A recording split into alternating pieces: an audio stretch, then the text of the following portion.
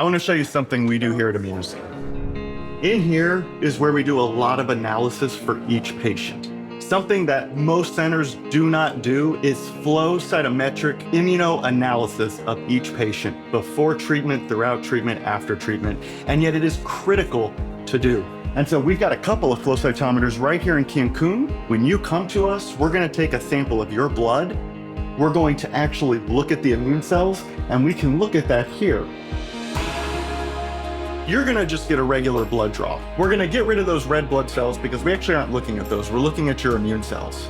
And we take those white blood cells and we're going to actually add different antibodies, different markers that are gonna stick to the cells based on what those cells are expressing.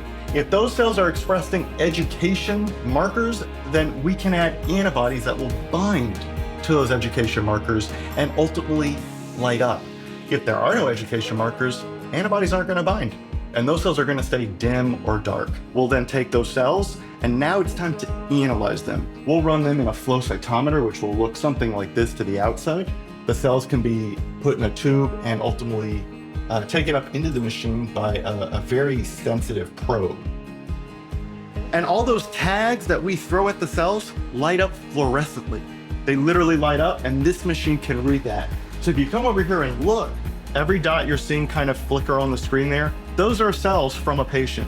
And we can gate on those cells. We can actually capture them and say, let's look at these cells over here and see where they are and look at different indicators, different signals. Are we seeing a good response? Are we seeing immunological memory? Are we actually seeing what we want? In 2 weeks, we'll look at this patient sample then as they're moving through treatment, and we'll see if this population has shifted to the left. We'll see if there's been changes. And as those changes happen, they tell us a story. Overall, we're looking for a similar category of immune responsiveness, immune re-education, reprogramming because of the double-loaded dendritic cells, indicating that the immune system is now aware of the cancer as a threat. It is now fighting the cancer as a threat, and it plans to persist and protect the patient for as long and as best as it can. We are literally in real time seeing immunological responsiveness by each patient in accordance with their double-loaded dendritic cells. And that is powerful.